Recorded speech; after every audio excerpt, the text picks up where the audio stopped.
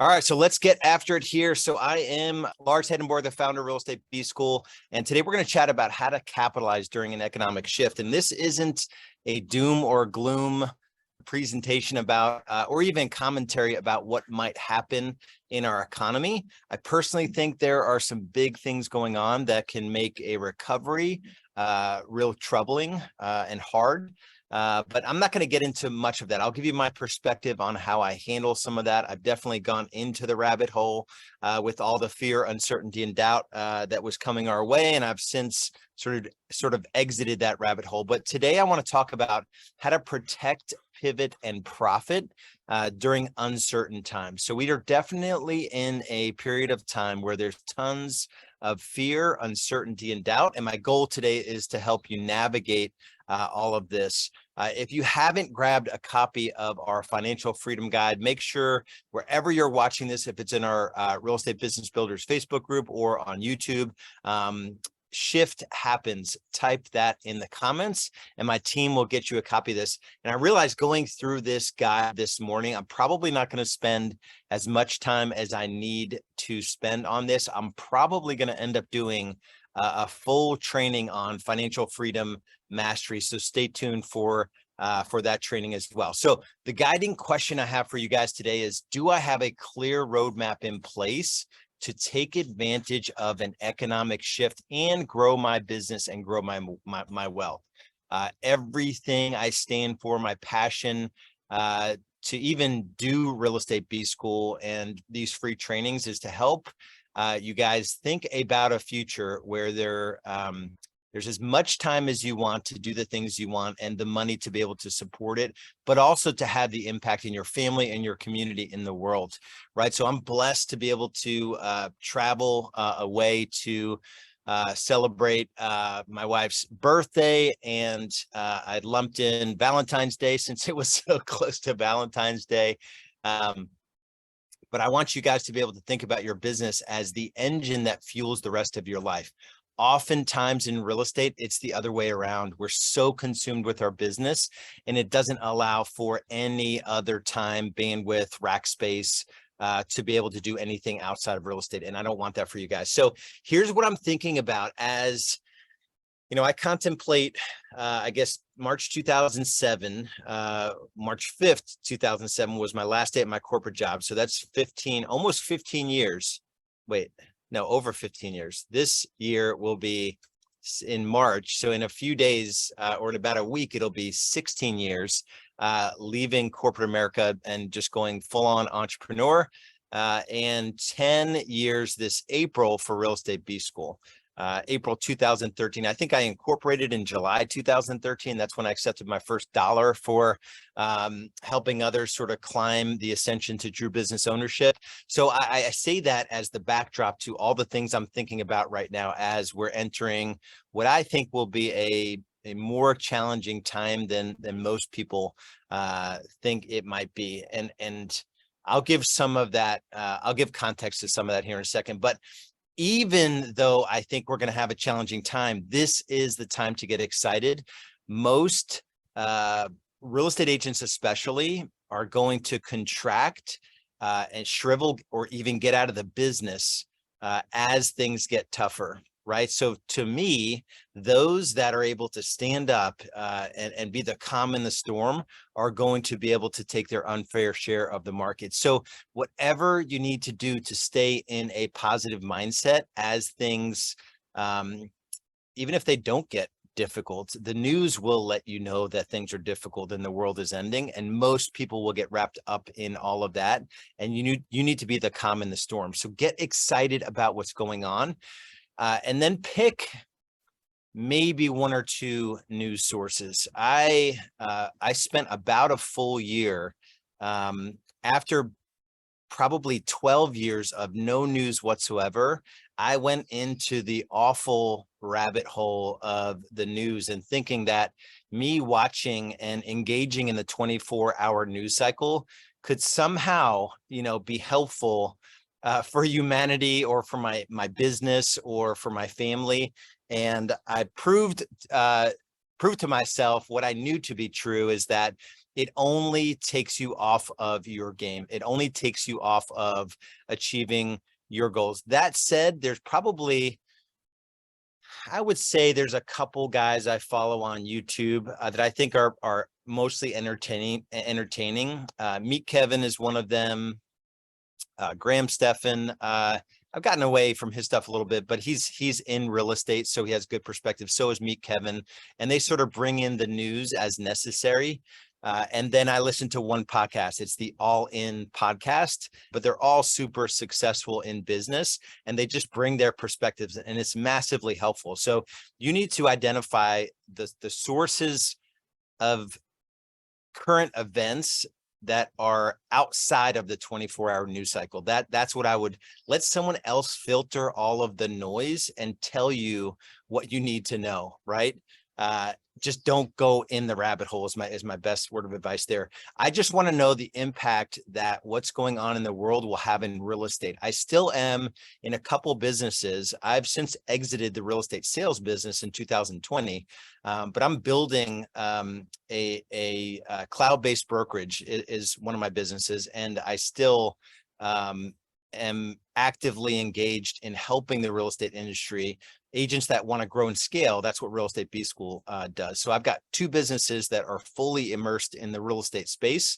And my clients need to know what's going on in the real estate space, how it's going to impact them, if at all, right? So once a month in our production mastermind, in our paid coaching program, we do a market update. You know, what's going on in the market, how will that impact us, what do we need to know to communicate to our clients? So that's all you really need to know. What's going on in the world or in the local economy or the national economy that's going to actually affect my well-being, right? We don't need to know everything else. And then the other thing I'm thinking about is, how is what's going on, if that's even right English, how is what's going on going to affect my personal economy, right? So I made pivots probably 2 years ago. And I still monitor it on a weekly basis about where I want to be positioned if, you know, a major economic event were to happen, right? Politics aside, if another conflict in the world happens, you know, China and Taiwan and the situation there, if that happens and we're still sort of in a proxy war, Ukraine and Russia, right, and the resources we're putting into that, if we get spread over two conflicts, I think it could get pretty spicy, right? So I want to personally be in a position where none of what's going to happen in the stock market is going to impact me at all. On the one hand, I've taken a conservative approach. On the other hand, you know, I'm a Bitcoin maximalist, so I do believe Bitcoin is going to be the store of value in the future.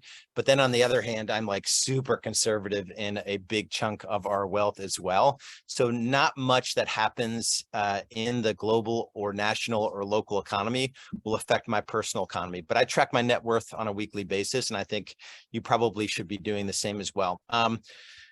Pay attention to the news, the fear, uncertainty, and doubt, right? But don't get caught up in it. So stay out of it. Pay attention to it. Keep it on the periphery, but stay out of it. Don't go into the rabbit hole, right? You don't want to be consumed by it. You'll be unable to operate on a daily basis if you're constantly in the drama of what's going on in the world. I promise you.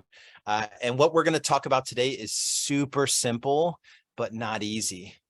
It's super simple, but not easy. And so the knee-jerk reaction is going to be, and I'm going to get into this, some of the steps that you need to be doing, the things you need to do to capitalize on an economic shift and chaos, because I think things could become even more chaotic than, you know, look back the last 2.5, 3 years and all the chaos and uncertainty and, you know, COVID and all of that, and how the real estate space navigated all of that.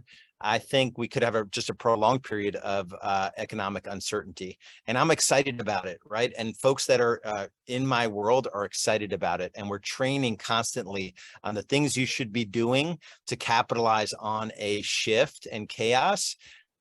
But they're simple, but they're not easy. So that's the big warning there. And this is where the money is made. So I forget who said it, but this is where you have the ability to add a zero to your net worth, right? So if your net worth is 100,000 at this moment in time, 2 to 3 years from now, your net worth could easily be $1 million. If it's $1 million, it could be 10 million.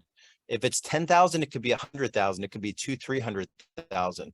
So when there's uncertainty, the fear, uncertainty, and doubt, that makes people go inward. They want to pull out, and they're not opportunistic, right? They're fearful, right? They're paralyzed, right? They're just going to be paralyzed for a season, and you're not going to be in that mindset, right? This is where the money is made. And this is a picture of a horse that has blinders on. And if you know, I don't know much about horses. My daughter's into horses, but a racehorse, some of them, not all of them for some reason, but some of them have these blinders on. And the purpose of the blinders is so they don't get spooked by the other horses running the race with them. And I love that visual, that we all need to keep our eyes on our own paper. We all need to stay focused on what's happening in our business, not in someone else's business or what this person is doing. Like, oh, they sold, 400 homes. I know guys selling 600 homes that aren't making money, right? So we tend to focus on others that are doing certain things versus just doing the work that we know we need to do for ourselves. So let's get into how to navigate chaos. And I'm going to tell you, or this is more a story of how I navigated chaos. And I think it's going to be really helpful. And I can only really share with you what I've done and how our most successful members have navigated, chaos in the past, and to be able to model that in the future. So I grew up in the Great Recession years in real estate. So 3 months after I left my corporate job, and this was looking back. So I think in the end of 2008, I was looking at a chart of, active listings. And we were in like March 2007, we were at a historic low listings in our market. I remember looking back. So this is probably 18 months into when, the shift and the Great Recession started hitting my local market. And it was like 18 months straight where listings, just the inventory went through the roof, right? There was like 30% were, foreclosures in my market. It was just horrible. And our roster in my local market went from 15,000 agents to 5,000 agents in about a 2-year period, right? I don't think it's going to get that crazy. I think this is going to be more controlled. I don't think, I know real estate isn't the catalyst for the same way that 2008, 2009, real estate was the catalyst with all the stuff with the subprime loans and all of that. So we were the trigger for that recession. And I don't think this is the same thing that we're going through. And I'll go through some of the data, what the data shows here in terms of, we're just still in a relatively healthy market, but there's just not enough supply, right? So there's this drought of supply.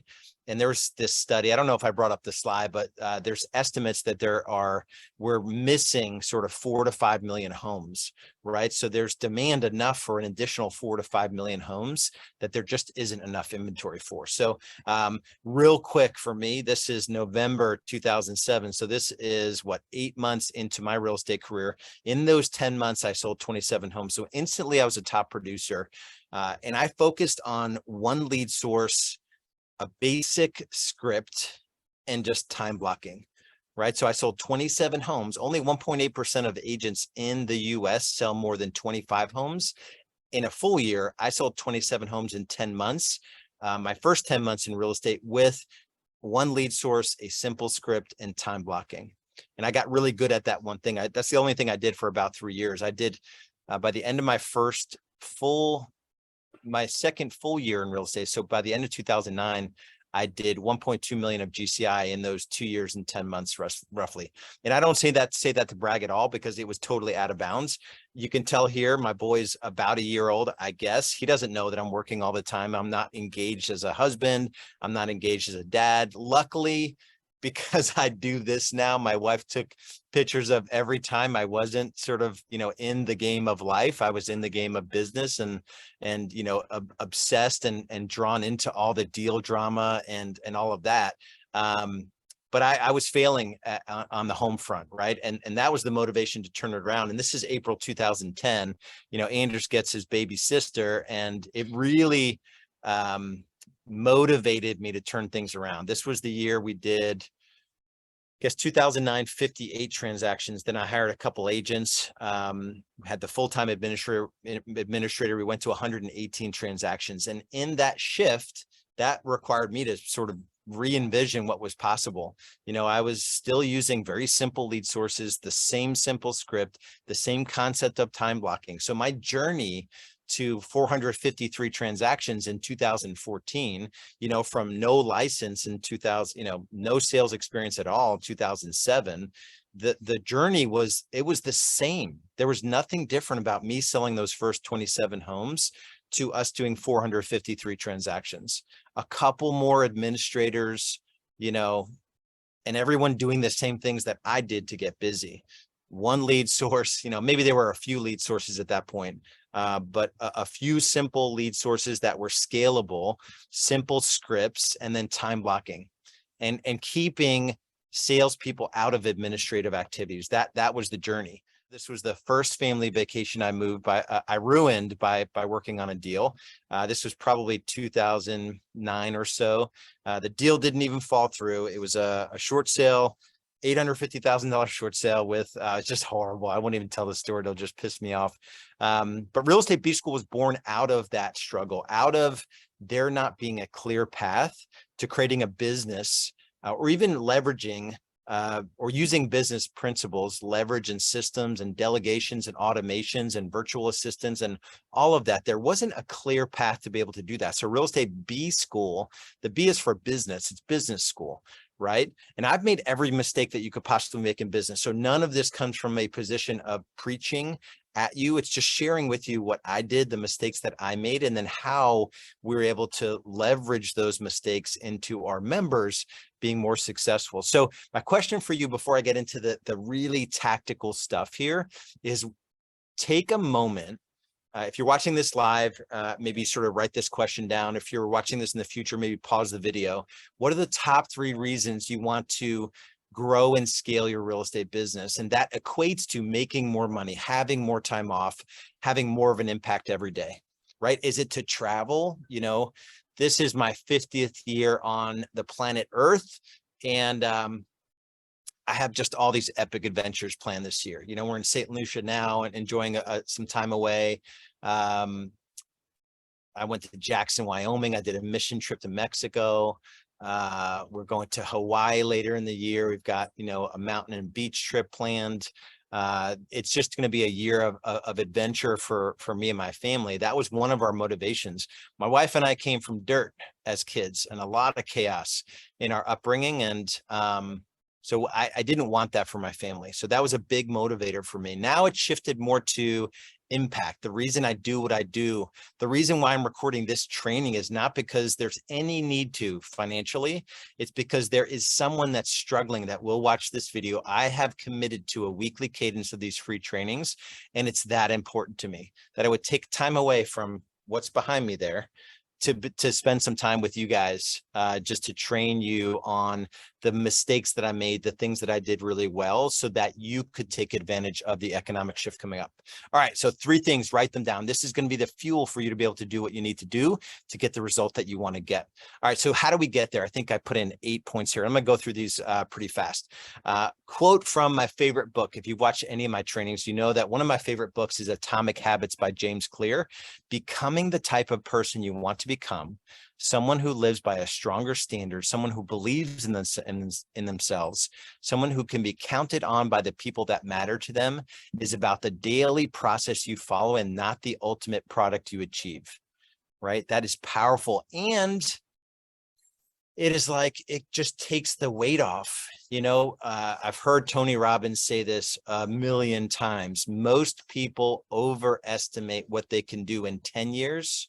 No, they overestimate what they can do in 1 year, and they underestimate what they can do in 10 years. So if you look at your business, we're celebrating 10 years, Real Estate B School this year. And I I have so much comfort around the fact that I have at least another probably 20 years of real estate B school.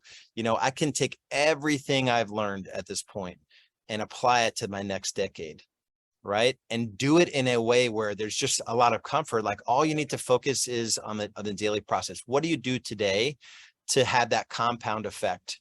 And there's a really good video on YouTube.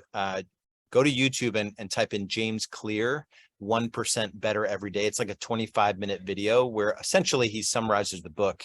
But it's a really great way to look at habit formation and good or bad habit formation, and how 1% improvement, let's say you're totally off course, 1% better every day is going to get you to center. So the first thing is, and you guys have heard me talk about it before, I did a full training called the time freedom system, that your time is money. You have to understand this basic concept. We now call it the business freedom index. It's the money you make divided by the hours that you work. And you have to know what your number is now. So if your adjusted gross income on your tax returns, let's keep a easy math. Let's say it's 250,000 AGI and you're working 50 hours a week. You take 2 weeks vacation. So 50 work weeks, 50 hours a week is 2,500 hours, 250,000 AGI pre-tax income divided by 2,500 is $100 per hour. That's your current number. But if you want that to go from 100 to 250, that's what I decided I wanted. I wanted to make 500,000 working 40 hours a week. So that's around 2,000 hours a year. That's $250 per hour. How do you increase the money you make per hour by 2.5 or 5 times, wherever you are to wherever you want to be? It's a process of automations and delegations. And that's it. I mentioned we did nothing different the year that we had 10 producing agents that sold 453 homes. And, I was able to do, well, I guess I never really looked at it that way. My first full year in real estate was 2008. I did 44 transactions, and that's about where I was maxed, right? I hired a part-time administrator early in that year, 2008. She quickly went full-time. Actually, within 2 weeks, she demanded a 50% increase, and she told me she was going full-time. So I was able to do 44 transactions, and then about 10 agents with me out of production did 453. So the same, 45 transactions with good administrative support, right? So they're able to make, a lot of money per hour, more than they could on their own by being in my world. All right, so that's the first concept, is this business freedom index. The second is controlled chaos, right? Being in real estate is chaotic. If you have a lot of transactions going on, it's chaotic. I'll get into how to get busy and how to sort of keep out the noise and the things, especially during uncertain times. But you need to measure yourself based on a definition of productivity that is not like checking tasks off a task list. Most of the things a real estate agent does on a daily basis, they're a glorified administrator or a courier, a runner. They're in their car running around town, dropping checks off, doing dropping a brochure, designing a brochure, entering a listing in MLS, all really important things, but they don't demand a high level of compensation. That's the reality of 80+% of what a real estate agent does is not, can be done by someone that is willing to work for 1/10 of the money you want to make. If you want to make $250 per hour, there are folks that are licensed that would happily make $25 per hour. And that's possible in real estate. The year we did 453 transactions, I think I made like almost roughly, depending on how I do the calculation in terms of the hours that I actually worked, around $3,000 per hour. Right. So that's, and it was because I didn't work a lot of hours and I made a lot of money in that business. Right. So productivity is the deliberate strategic investment of your time, talent, intelligence, energy, resources, and opportunities in a manner calculated to move you measurably closer to meaningful goals. So if you have a goal, which is meaningful, around making $500,000 a year in real estate, which is totally doable, and I think you could do it in less than 50 hours a week, that's a meaningful goal. So the measure is today, did you move closer to that goal? Right If you ran around town and you designed brochures and entered a listing to MLS and you didn't think about the future of your business, or you didn't build systems or work on automations, or, work on hiring a virtual assistant for $3.75 an hour, that's what we're paying to our virtual assistants right now. And they're getting paid twice what they could in their regular market. And these are folks with 5-10 years of relevant experience that we're hiring. So if you're not working on the business in that sort of strategic and tactical way, you're not in the game of true productivity. We want to work on things that are a high return on time. And I've gone through it before. I'm not going to spend a lot of time on it right now, but it's prospecting, lead follow-up, new appointments with buyers and sellers, negotiating, getting homes under contract, and then working on systems. Those are the only things that make you really great money, like 500, 1,000, multiple thousands of dollars per hour in real estate. So the third point here is you need to play your game. This is the game of real estate. We generate leads, and there's a 5-step process that we need to follow, and do this consistently and have your mindset geared towards automations and delegations as it relates to, do you have a bunch of leads coming in every day? That's top of funnel. Then are you making contacts consistently, right? Will you apply the discipline to do the work? And when you do this long enough, this game, when you play this long enough, you will get leverage. You will be making a lot of money, but you'll be sacrificing time. So that's where the human capital comes in. People leverage. That's when you're building the systems as a solo agent, and then you're getting an administrator. And I just did I think it was a week ago, I did the 3-step process to team building, where I gave away the admin hiring guide. If you missed that, go find it wherever you're looking on this, on YouTube or in the Facebook group. So step number 1 is, are you having meaningful conversations every day? Are you setting appointments with new buyers and new sellers? Are they showing up pre-sold? Are they signing more often than not? Are you showing the value of working with you? And then are you getting them to the closing table? The challenge is most agents spend all of their time between 4 and 5. They have one client that they're working with, and that takes their whole work week, right? Versus like every day you need to be spending 4 to 5 hours, in this contact set, met, signed, and building all the systems around it and the follow-up and the nurture sequences. Most leads on the top of funnel aren't ready to transact. So even if you have a meaningful conversation with them, step number 1, they're not ready to go, and you need to get permission to follow up with them, to send them a market update on a monthly basis, to, add them to your whatever, your follow-up and nurture sequence looks like, right? So that's the game that we're playing. Number 4 is that you need to build your future during uncertain times. The trap of traditional success, and let me see if I can go through this in a way that most agents focus on the left side, where they're ultimately a slave to their business, where they attract one, let's say, they attract one client. So let's say they attract a buyer. They agree to do business with them, so they convert them, and they focus most of their time showing homes and getting that buyer under contract and delivering the service. And it's this vicious cycle that has no throughput. So you can't put, a bunch of clients through that system there. Ultimately, they're left with a business that is 100% dependent on them.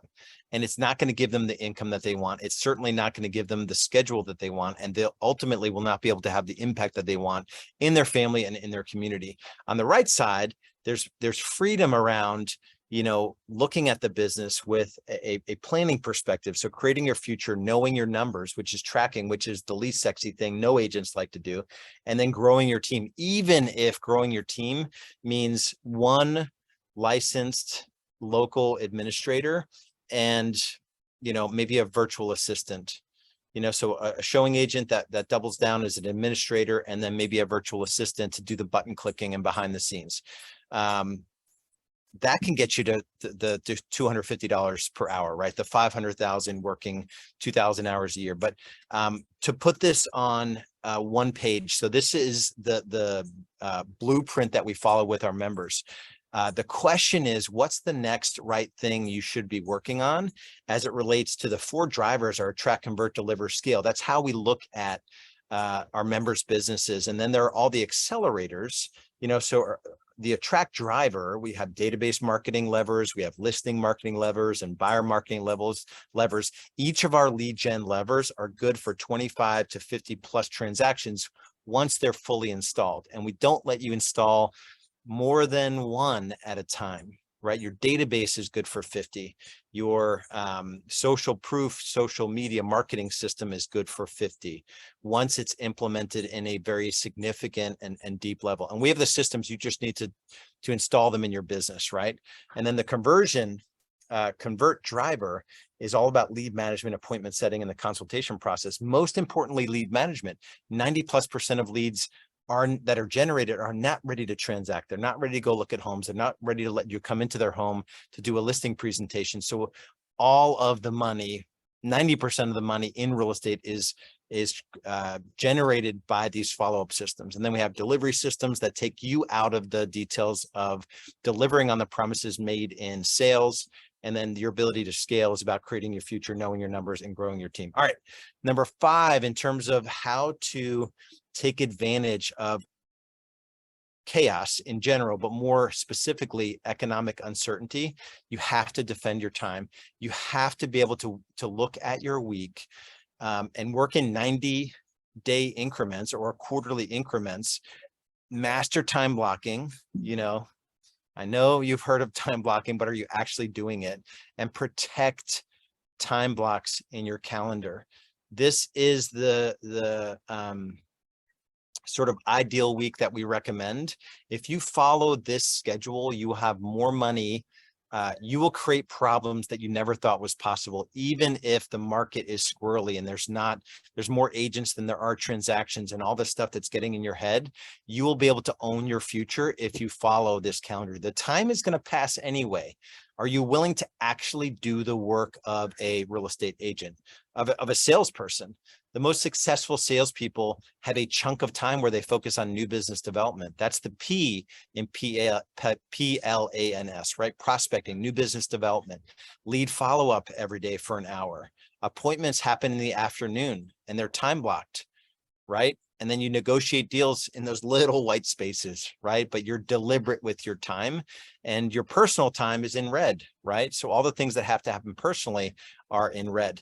And I know the struggle is real. I know there's a lot of demands on our time. I know especially women that are married and have kids in real estate, they are super challenged because oftentimes they don't get a pass at home and they don't have any less responsibility in the home, and they want to go out and slay dragons in real estate all day long, and it's a very unfair situation. So I get that the struggle is real, but at the same time you need to be honest with yourself about where you're spending your time. Are you really analyzing your time, being honest with yourself about what can I give up and replace with something that is spending more time with family, or a higher dollar productive activity in my business? Number 6 is you've got to turn pro. There's a great book by Stephen Pressfield called Turning Pro, where no matter what happens on a daily basis, you're still going to do the work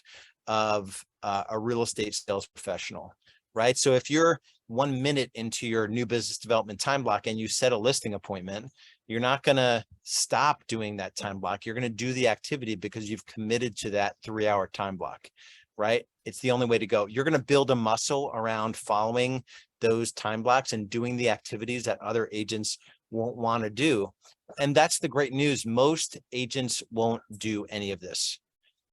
You could put 100 agents through this training with my background, 1,000+ agents through Real Estate B School, me failing through all of it. I've taken probably 60 to 70 agents personally on my real estate team through all of this sort of same shift. And I've gotten them from, agents that sold 2 homes, they're 12 months before me, selling 2 homes in a year, selling 2 homes per month in their first 12 months with me, going on to, 60 or 5 or 6 homes per month, as they grow up in my systems and they offshed, is that even a word? as they shed activities that aren't dollar productive. So that's the good news. Most agents won't do this. They won't be honest with themselves about where they're spending their time.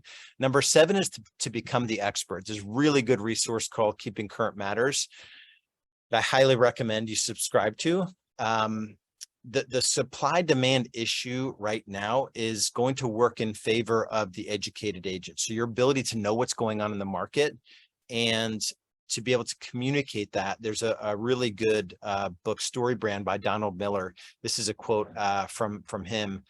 People do not follow the best leaders. They follow the ones they can understand the easiest. So it's on you to be able to communicate what's going on with the economy.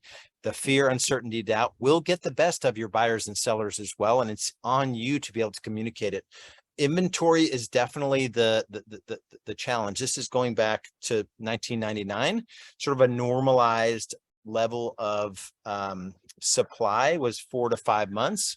You can see during the Great Recession years, it got pretty much out of control, but you can see 21, it went down to 2.3 months. In most markets, it was down to like 2 weeks of inventory, right? A little bit of an uptick, but we'll get back to a normal market here. Foreclosures, here is what you need to know. So these are the headlines. So foreclosures surge, activity doubles. That's the headlines, but the reality is that we're not even at a normal rate of foreclosures at this point, right? So 324,000 is double 151, but it's still at a nominal rate of foreclosure. So watch the headlines. The headlines are there to incite fear, uncertainty, and doubt, but the reality is that foreclosures aren't a big issue in the market. And a seller sees a headline like this, they're going to say, I'm not going to put my home on the market where I'm competing with folks that homes are marked down because they're foreclosures. And that's not the reality. And you can show them that. The good news is that more lending standards are still, they're nothing like they were back in the crazy days of, 2004, 5, 6, and even into 7, where they were just giving away money with no income, no verification, all of that stuff. So that's good news. So number 8 is that unfortunately and fortunately, you need to track your numbers on a daily basis. I did a training. What was it called? Probably the Productivity Warrior or the Lead Conversion Challenge training, where I actually gave away this activities tracker. So you probably want to get in there and look at that. These are the things you need to track. This is a weekly tracker on a single page. You print these out 13 at a time. We have one for each week. And you need to do the work of a real estate salesperson, right? Which is having conversations, setting appointments, adding nurtures to the database. That is the work we do as real estate agents. I'm not going to go, let me quickly go through the Financial Freedom Guide, because some of you guys grabbed it and I want to make sure it makes sense to you. But before I do that, let me say this real quick, that there are some of you that need to come closer into our world. And I don't say that from a selfish, self-serving stance. I say it from like, it's been long enough since you've been on the outside of what we do. And I encourage you to take a step and just have a growth assessment. See if you qualify for what we do. We're not going to let you into our world unless you have a vision of scaling to 500,000 GCI and beyond, right? It's called our Business Foundations program, because we're going to teach you foundationally what has to happen to go from 100 or 200 or even 50,000 GCI to 500,000 GCI. And we want you to become our next case study. You can check out all the details about the program. If you don't want to jump on a call just yet, you can go to rebscasestudyprogram.com. It gives you everything you need, including daily accountability, to be able to achieve your goals. That's the goal. It's a 10x investment and double your money back. So if you don't get the results, and it's in a 6-month period, so you'll do a 10x increase in your investment in 6 months. The goal is for you to add 2 to 3 transactions per month within 6 months. So it's a big, bold promise, and we know how to do it and stand behind it. So do the work. We'll see you on the next training. Let me quickly show you this here. So like I said, I think I'm probably going to do a separate training on this, but this was, I went to Wealth Mastery with Tony Robbins, where, it talked about why more people aren't wealthy. And, they don't define wealth. They make it a moving target, so it's always this thing. If you have negative net worth, having a positive 100,000 net worth might feel wealthy to you. But it's not really going to give you the freedom that you're looking for. They define it in ways that make it impossible to achieve. They don't believe they can achieve it. They never make it a must. They don't have a plan. They fail to follow through, and they don't run their life like their business. I mentioned that I do a net worth calculation and a cash flow calculation, weekly cash flow, all of the cash that comes into my world through 2 businesses and personal, and all of the cash that goes out. So on a weekly basis, I know exactly what's going on. So here is the formula. You cannot achieve financial abundance unless you learn and consistently apply this simple formula. Spend less than you earn and invest the difference, then reinvest the returns. Compound capital, right? This is the formula where you won't have to ultimately, you want to get to this critical mass of investment capital that creates the annual income you desire for life. Unless you're in a platform that allows you to earn residual income. I am in a platform that allows me to do that. I'm helping to build a cloud-based brokerage that pays back really amazing for the level of effort that I put into the amount of income that I'm able to put out. So that's another way to get there, to create this money machine. And then you need 4 things. If you're going to do the traditional way, you need time, compounding growth, you need to make some intelligent choices, and you need some money, which is the business is the fuel for this. That's what we want to do. We want to use the business as fuel for your money machine. So, and it's never too late to start. And I think I'm going to do a full training on financial freedom mastery. So don't get too caught up on this if you're in it. And I'm going too fast because this gets a little bit technical. I'm going to ask you, there's 6 financial levels that we're going to focus on. So let me do that. I'm going to commit to that. I'm going to go through this a little bit slower, and this will be a good one. And then we'll make a declaration at the end of it. But this is the process that I followed to allow me to gain financial freedom. So let's stick a pin in this one, and I'll come back to it, and it'll be an awesome training. I'll probably do it in 2 or 3 weeks. I think I already picked out the next couple of weeks training. So much love, much respect. I know we were a little bit longer today, but let's do the work. Let's keep showing up and take action. Jump on a business growth assessment. Go to rebsgrowthassessment.com. We'll see you guys over there. Bye-bye.